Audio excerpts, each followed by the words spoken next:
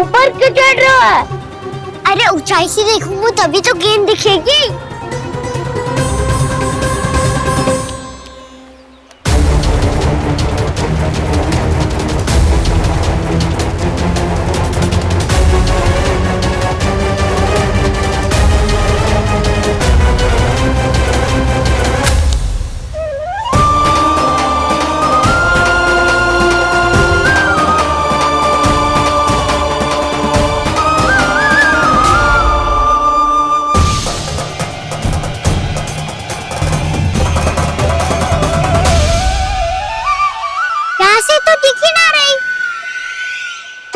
वहीं से फेंकी थी ना? ना वहां से फेंकी थी। कहाँ से? नहीं गाना वहां से। समझ ना आ रहा, ठीक ठीक बताना कहाँ से फेंकी थी?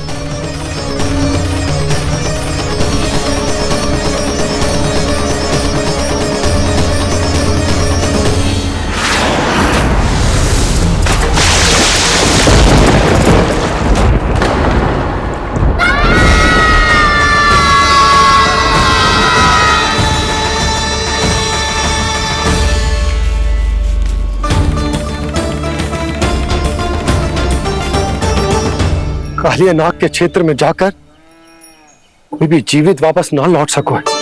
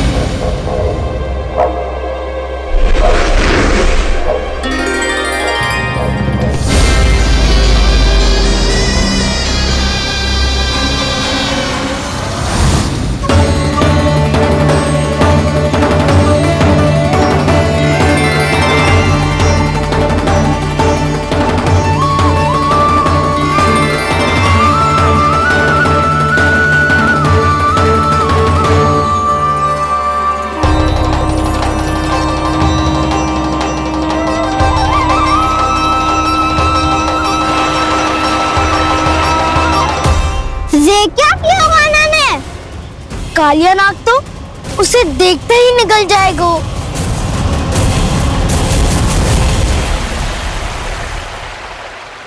तो आरंभ से अब तक सब कुछ उसकी लीला का ही भाग था।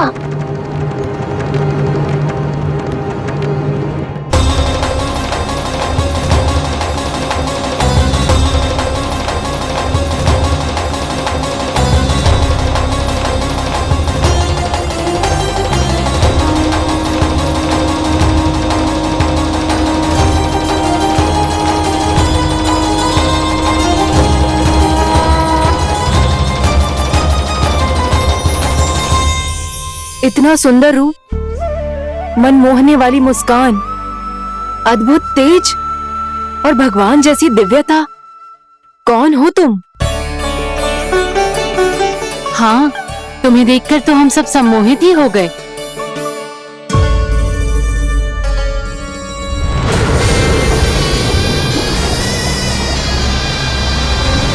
तुम जो भी हो बालक, वापस लौट जाओ।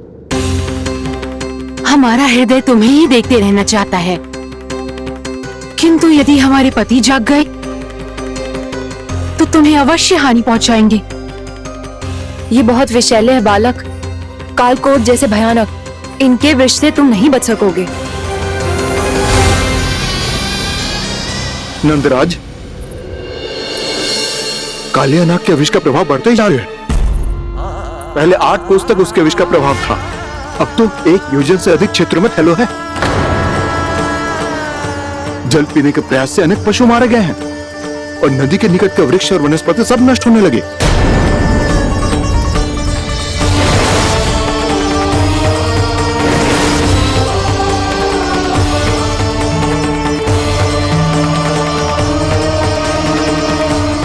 इनके विष की तीव्रता इतनी अधिक है बालक कि इनके संपर्क में आने वाले को तड़पने का भी अवसर नहीं मिलता। इनके विष की अग्नि क्षण भर से भी कम समय में प्राण वायु को जलाकर राख कर देती है।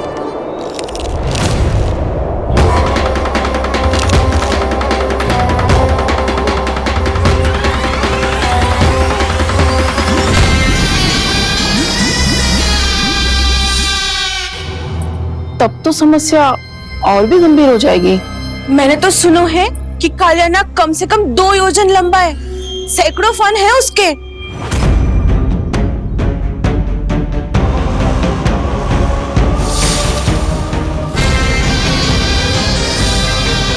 इसका अर्थ तो ये है कि हम दोनों ओर से फंस गए। एक और कंस को 1 कोटि कमल पुष्प देने जो कि कालियानाग के क्षेत्र में पड़ते हैं, और दूसरी ओर उस कालियानाग का विष यमुना जी के क्षेत्र में बढ़ता ही जा रहा। इसके कारण हम ही नहीं, निर्दोष पशु पक्षी भी संकट में।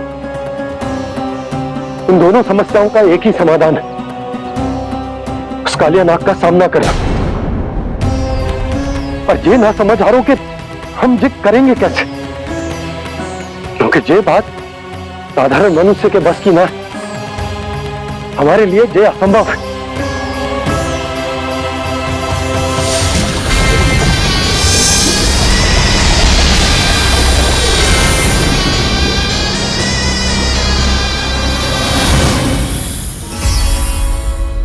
अब तो तुमने अपनी आंखों से भी देख लिया बालक, ये कितने विषैले हैं।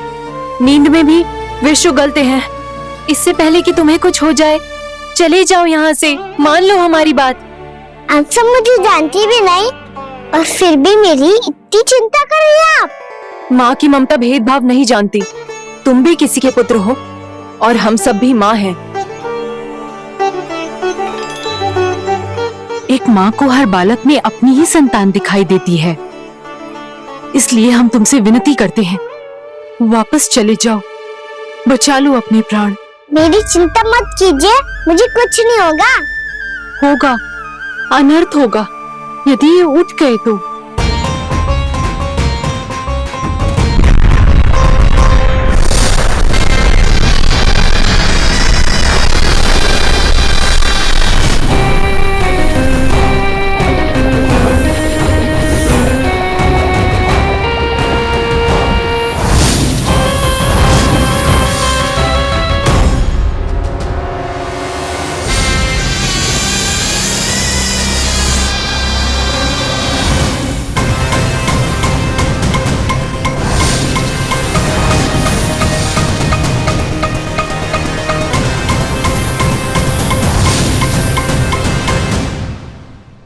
सामने होते हुए भी अपने इश्क को केवल वही देख सकता है जो अपना अभिमान त्याग चुका हो। पर पूर्व जन्म में मेरा भक्त होने के नाते मेरा सत्य स्वरूप देख पाने में मुझे इसकी सहायता करनी चाहिए।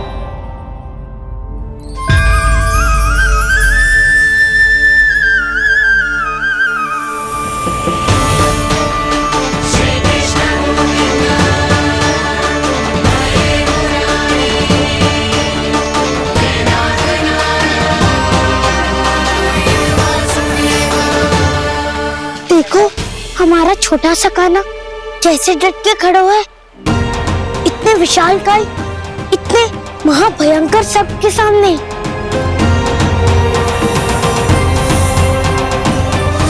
ये कोई भगवान नहीं है जो इसके सामने हाथ जोड़ रही हो तुम सब।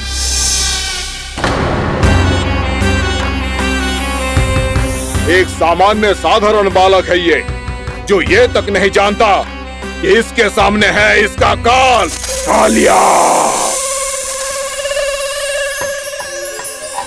तू कौन है बालक? मेरे इतने निकट आकर भी तू जीवित कैसे है? मेरी नहीं, अपनी चिंता करो कालिया। बहुत मनमानी कर ली तुमने। अब बस मैं तुम्हें रोकना हूँ। अब बस मैं तुम्हें रोकना हूँ। मैं तुम्हें रोकना हूँ। बित्ते भर का है तू, मेरे विष के बारे में जानता ही क्या है? और कहता है मुझे रोकने आया है। किससे? किससे रोकना चाहता है तू मुझे? मुझे क्रोध दिलाने की भूल मत कर बालक। अपनी फुंकार से ही तेरी इस मुस्कुराहट को अंतिम मुस्कुराहट बना सकता हूं मैं। शीघ्र बता, कौन है तू और किसने भेजा है तुझे? तुम्हें आवाज भी है कि अपनी पुकारों से तुम कितना विष भूल चुके हो। पवित्र यमुना नदी को कितना दूषित कर दिया तुमने। और यही नहीं, तुम्हारे कारण निकट के जीव जंतुओं, वृक्ष, वनस्पतियों सबको हानि पहुंच रही है। तो क्या? मुझे उससे क्या? मुझे है आपत्ति है मुझे तुम्हारी इस व्यवहार से, और इसीलिए तुम्हें यहाँ से जाना होगा।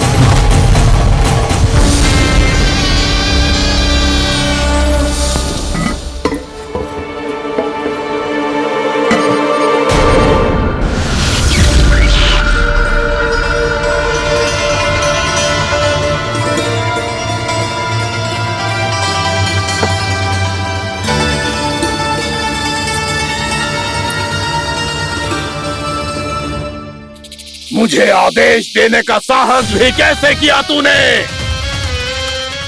इस क्षेत्र को मैंने अपना राज्य बनाया है। मेरा परिवार रहता है यहाँ, और तू मुझे यहाँ से जाने के लिए कह रहा है? हाँ, क्योंकि तुम्हारे यहाँ रहने के कारण अन्य जीवों को हानि हो रही है, और मैं ऐसा नहीं होने दे सकता।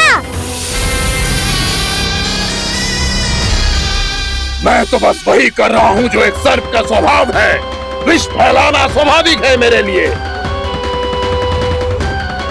इसलिए मुझे चुनौती मत दे बालक। चुनौती तो मैं दे चुका हूँ कालिया। अब तो बस तुम्हें स्वीकार करनी है।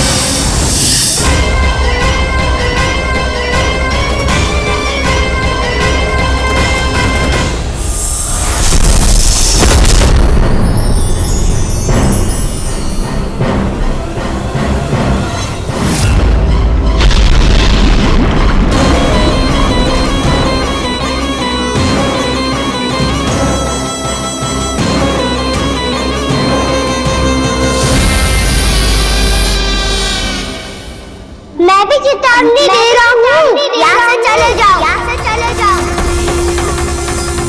अपनी भूल को पहचानो कालिया।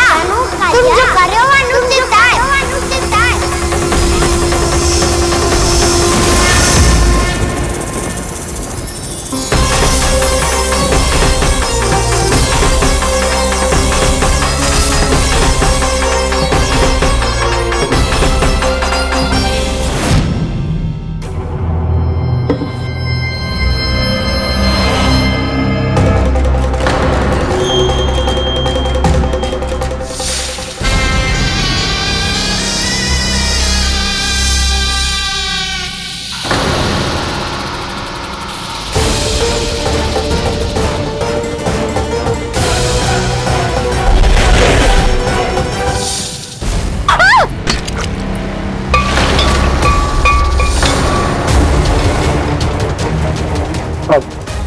मैं आता हूं।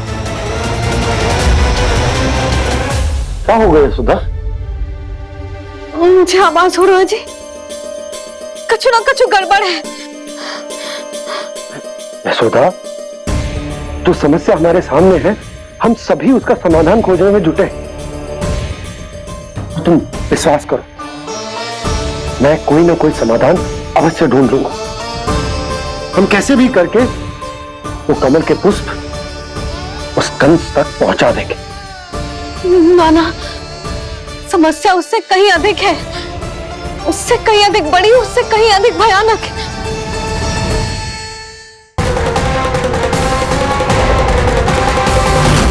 विस्की ये बूंद से ही सबके प्राण चले जाते हैं। इसने तो विस्की धारियां फेंकी है खाना पे। कान्हा कैसे बच्चे को अधिक विष से? इसका विष तो क्या, ये सर स्वयं भी छू तक नहीं पाएगा हमारे कान्हा को।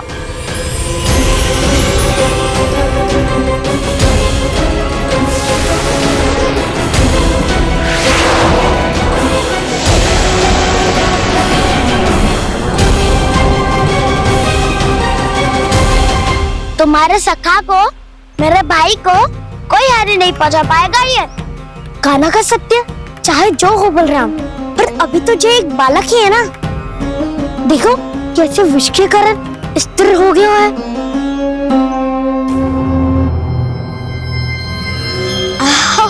हाउ सर्फ ने कितनी आसानी से अपनी पूंछ से बांध लिया है। मुझे यहाँ से भगाना चाहता था ना तू? अब मैं तुझे दिखाऊंगा अपना सामर्थ्य। ये मूर्ख किसे बांधना चाहता है अपनी पूंछ में? उन्हें जिनका विस्तार सारे ब्रह्मांड में है, या उन्हें जो स्वयं अनंत है? पर देवराज, प्रभु ऐसा करने ही क्यों दे रहे हैं कालिया को? आप सब भूल रहे हैं देवगण, कालिया पूर्व जन्म में प्रभु का बहुत बड़ा भक्त था। उसी भक्ति का फल मिल रहा है अब इसे। वैसे भी भक्तों के मन का भाव सबल हो तो भगवान तो सहज ही बंध जाते।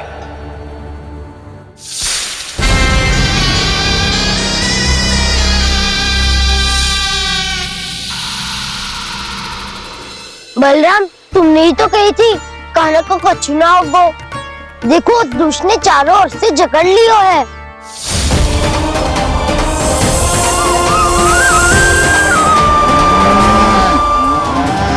ये क्या कह रही हो तुम? जसोदा जी, क्या हुआ? घबरा क्यों रही हो आप? सुलक्षणा, मुझे आभास हो रहा है कुछ बहुत बड़ी अनहोनी हो गई है। नंदराज, नंदराज, नंदराज!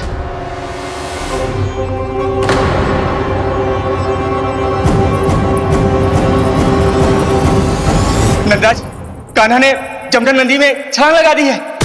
कान्हा ने जमदग्नि नदी में छलांग लगा दी है। कान्हा ने जमदग्नि नदी में छलांग लगा दी है।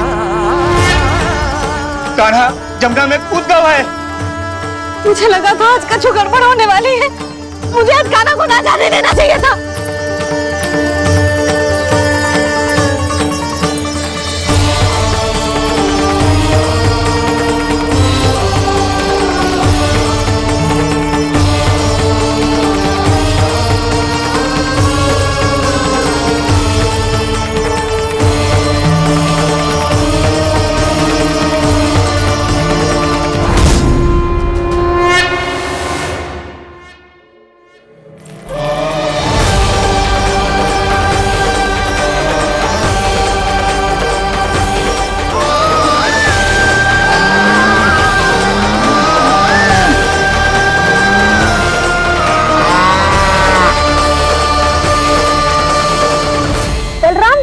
करो ना।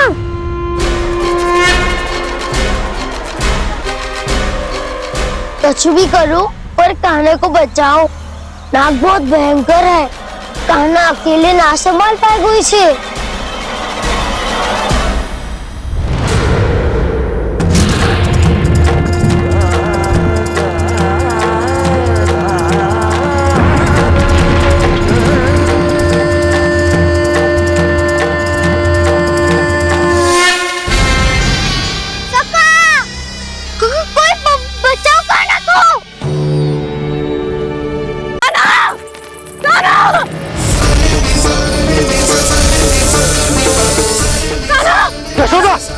यशोदा रुको। छोड़ दो मुझे, छोड़ दो मुझे। जीजी संभालो, बावली हो गई ना। जीजी संभालो। कान्हा, कान्हा। देखो अब कैसे तुम्हारे अस्थियों को तोड़कर छोटे छोटे टुकड़ों में बदल दूंगा मैं।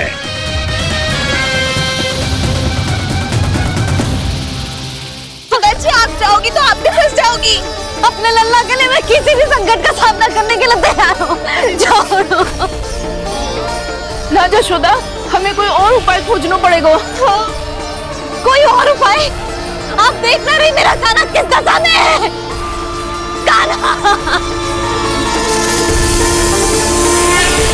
मैया के वश में नहीं है, नहीं तो ये अपने लल्ला के लिए साक्षात काल का भी सामना कर ले। ये तो केवल कालिया नाग है। हे नागराज, आप मेरे प्राण ले लो पर कान्हा को छोड़ दो। ना नागराज, आप मेरे प्राण ले लो, मैं विरोध भी ना करूंगी।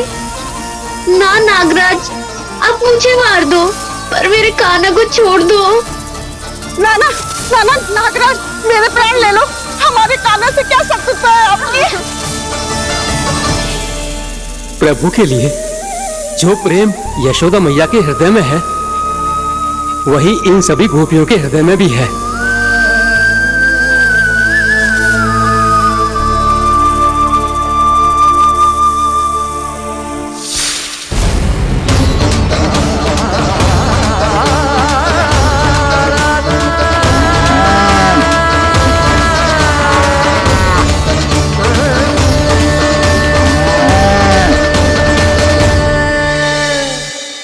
यशोदा, यशोदा,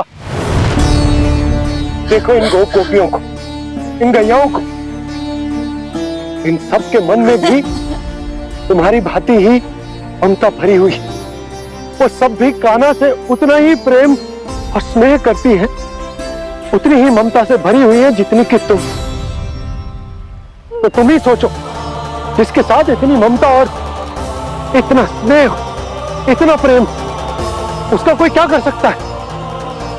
उस काले नाग का वेश इस सब आशीर्वादों के सामने कछु न है। कछु करो जी, उसे बोलो वो मेरे प्राण में से मेरे कान्हा को छोड़ दे। यशोदा,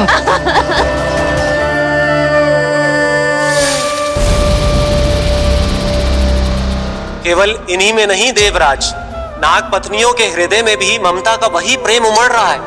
देखिए। मैं आपके हाथ जोड़ती हूँ स्वामी, इस बालक को छोड़ दीजिए।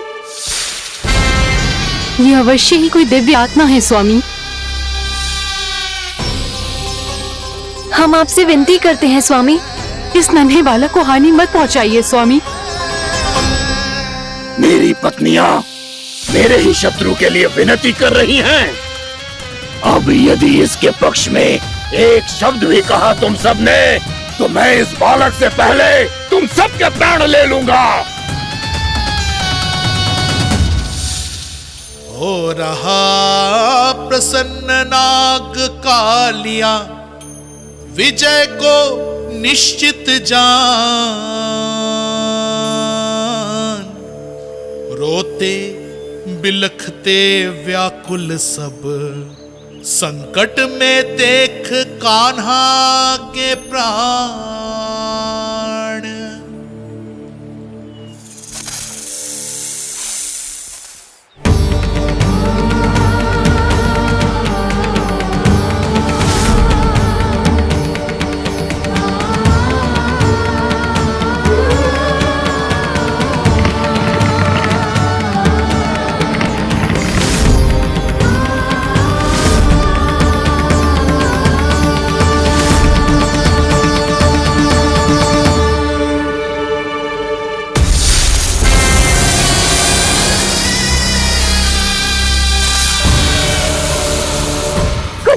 जी, मेरे लल्ला को बचा लो, कोई तो कुछ करो। जीजी संभालो जीजी।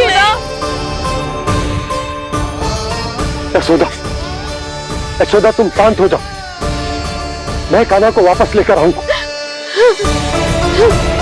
मैं रक्षा करूंगा उसकी। ना नंदराज, नंदराज नहीं। कम से कम आप तो समझो नंदराज, कालिया के पास आप जाओगे तो आप भी फंस जाओगे।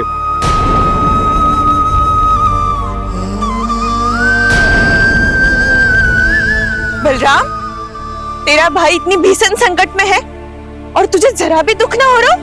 क्या आप सब अब तक नहीं समझ पाए कि कान्हा सच में कौन है? छोटे बाबा, आप तो उसका सत्य जानते हैं ना?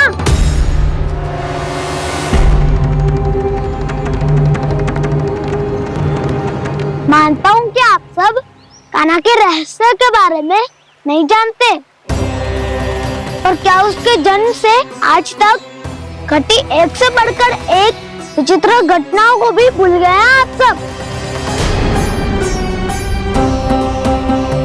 भूल गए हैं कि कैसी पूतना जैसी राक्षसी उसका कुछ बिगाड़ नहीं पाई, कैसे तरनावती जैसा भयानक राक्षस उसे एक खरोच भी नहीं दे पाया था।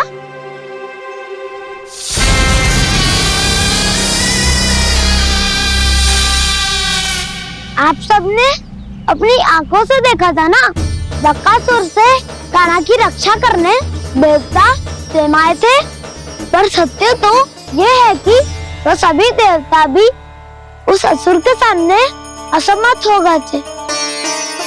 तब कान्हा ने बहुत ही आसानी से उस भयंकर असुर का वध किया था, एक ही बार में धराशायी कर दिया था उसे। तो आप सभी सोचिए, बार बार ऐसे असाधारण कार्य करने वाला बालक साधारण कैसे हो सकता है? अब तो आरंभ से ही सारा सत्य जानते हैं छोटे बाबा। रहस्य छुपाने में सदैव कान्हा की सहायता करते आए हैं आप, और आज आप स्वयं ही उसके सत्य को भूल रहे हैं। और तुम सब भी तो जानते हो कान्हा की शक्तियों के बारे में, तो क्या तनिक भी विश्वास न आया अपने सखा पे? बलराम, तू क्या कह रहा है? मैंने जो कहा उसका एक एक शब्द सत्य है छोटी माँ। यदि प्रभु की इच्छा हुई तभी कुछ ही क्षणों में सब कुछ अपनी आंखों से स्वयं अनुभव कर लेंगे आप।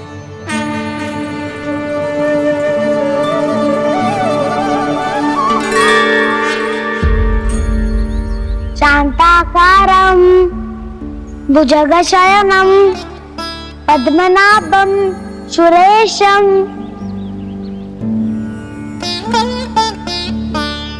विश्वाधारं गगनसदृशं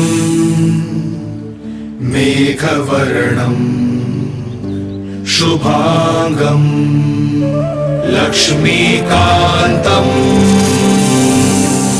कमलनयनं योगी वीरध्यानगम्यं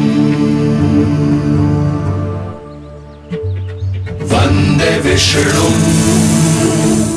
भवभयहरं सर्वलोकैकनाथम्।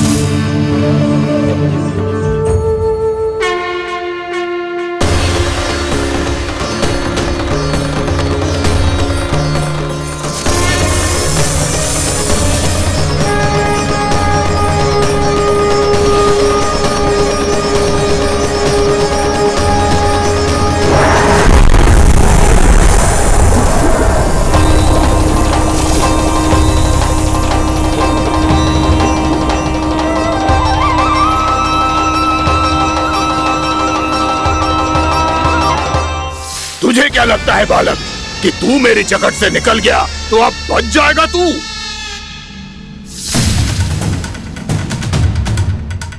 मेरे विष से अपनी प्राण रक्षा करने में सफल रहा, मेरी जकड़ से भी छूट गया, पर मेरे दंश से नहीं बच पाएगा।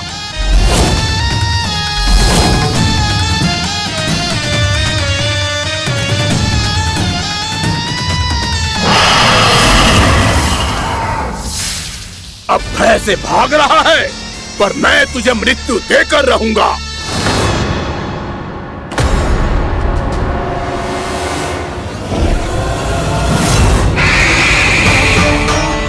कान्हा!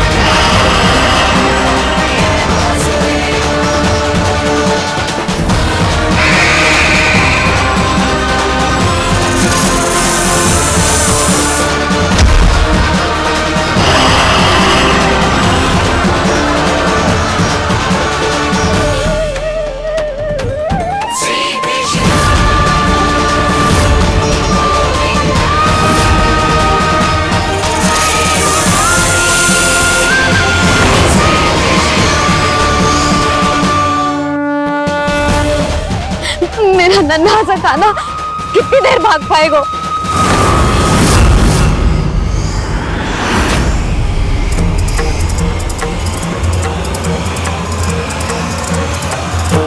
और कितनी प्रतीक्षा करोगे मेरी भक्त कालिया? भक्त नहीं, काल हूँ मैं तेरा। जब अहंकार का मुकुट बुद्धि को ढक लेता है तो भक्त अपने भगवान को भी नहीं पहचान पाता। व्यर्थ की पहेली में मत उलझा बालक। ना मैं भक्त हूँ और ना तू भगवान।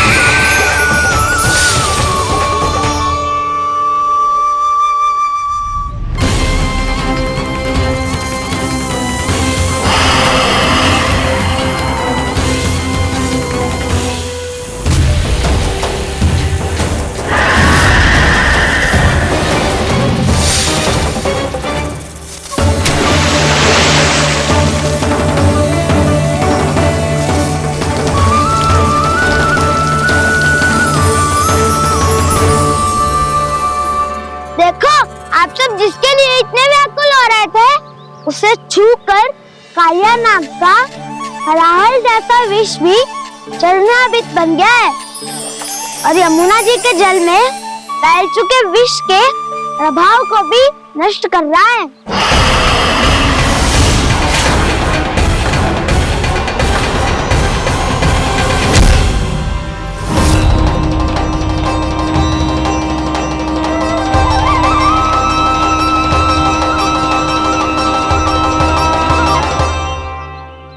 धर्म रक्षक अधर्म विनाशक प्रभु श्री कृष्ण का कौशल सचमुच अद्वितीय है। नारायण नारायण।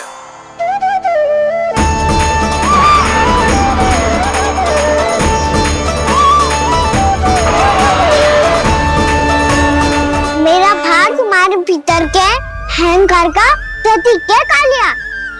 अब तुम्हारा अहंकार, तुम्हारा अनपान मेरे पाँव के नीचे है और तुम्हारी पूंछ अर्थात तुम्हारे प्राण मेरे हाथों में। अब तुम क्या करोगे भक्त?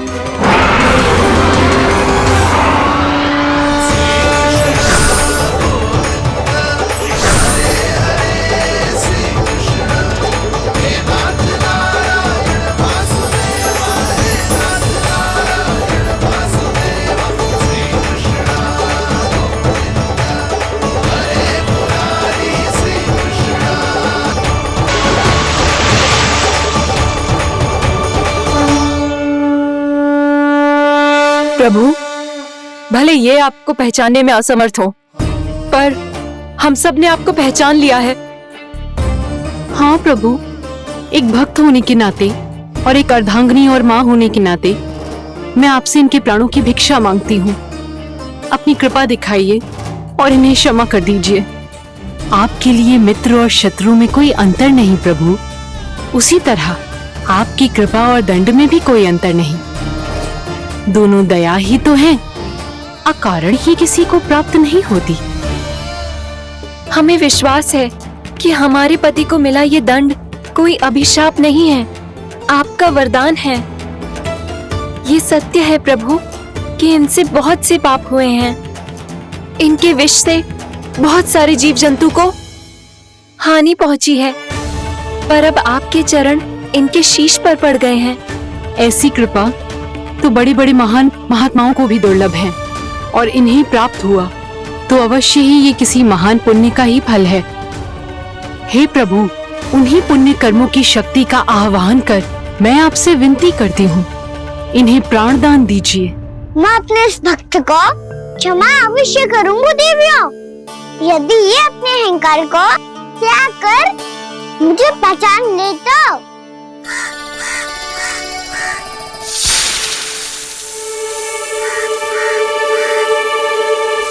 मैं तुम्हें श्राप देता हूँ, जितनी विषैली तुम्हारी जिह्वा है उतने ही विषैले सर्प बन जाओ तुम।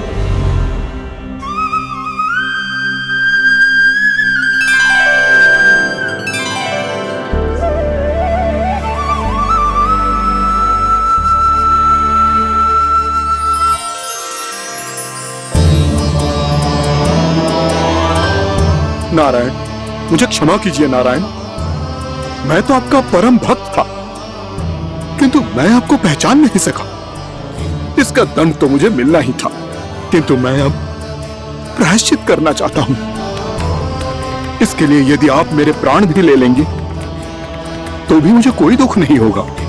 मैं अपने जीवन, मृत्यु और अपना अस्तित्व सब कुछ आपको समर्पित करता हूँ। क्रोध के कारण श्राप मिला, जिसे विशाल सर्प के रूप में तुम्हारा जन्म हुआ, और सर्प का तो स्वभाव है विष फैलाना, इसीलिए तुम्हें दंड नहीं दूंगा। मैं सिर्फ सभी अपराधों का पश्चाताप कर लिया, इसीलिए मैं तुम्हें क्षमा करता हूँ कालिया।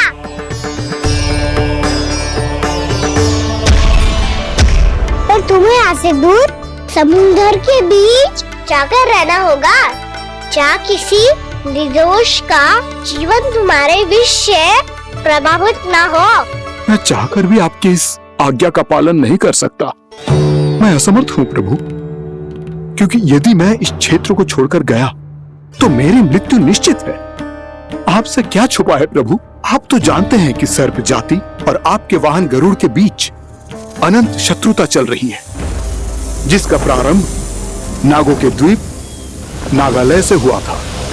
उस द्वीप पर छोटे जीवों को निगल जाने के लिए सर्प थे, और गरुड़ को सर्पों का स्वाद बहुत प्रिय था, इसलिए वो बार बार नागद्वीप जाने लगा था। पर इस कारण पूरी सर्प जाति उससे आतंकित हो गई थी, इसलिए जब भी गरुड़ वहाँ पहुँचता तो सभी सर्प छिपने लगते। जब गरुड़ को इसका आभास हुआ तो उसे बड़ा क्रोध आया, और वो उत्तेजना में भरकर सर्पों का शिकार करने लगा। भूख ना होने पर भी उन्हें मारने लगा। अब सर्पों के प्राण हरना उसके लिए खेल बन गया था। इस भीषण समस्या का समाधान ढूंढने के लिए पूरी सर्प जाति महान सर्प वासुकी के सामने इकट्ठी हुई। हे महान वासुकी, हमारी सहायता कीजिए। नागद्वीप पर गरुड़ ने आतंक मचा दिया है। पहले तो वो हमें अपना भोजन बनाता था, लेकिन अब हम उसके खेल का साधन बन चुके हैं। भूख हो या ना हो, जब तब आकर वो हमारे प्राण हर लेता है। अनुचित हिंसा के इस प्रथा का आरंभ सर्पों ने ही किया है। पहले आप सबने पूरे द्वीप पर अधिकार कर लिया, फिर आहार के साथ साथ आनंद के लिए भी आप सभी ने निर्दोष जीवों की हत्या की। और जब सृष्टि का संतुलन बनाए रखने के लिए गरुड़ आपको अपना आहार बनाने आया, तो आप सब अपने प्राणों की रक्षा के लिए छिपने लगे। तो फिर गरुड़ का उत्तेजित होना तो स्वाभाविक ही था। नागनाथ, जो हमने अन्य जीवों के साथ किया वही अब हमारे साथ हो रहा है, परंतु ये भी तो सृष्टि के संतुलन के विरुद्ध ही है ना? अवश्य है, इसलिए मैं गरुड़ से चर्चा करूंगा। धन्यवाद प्रभु।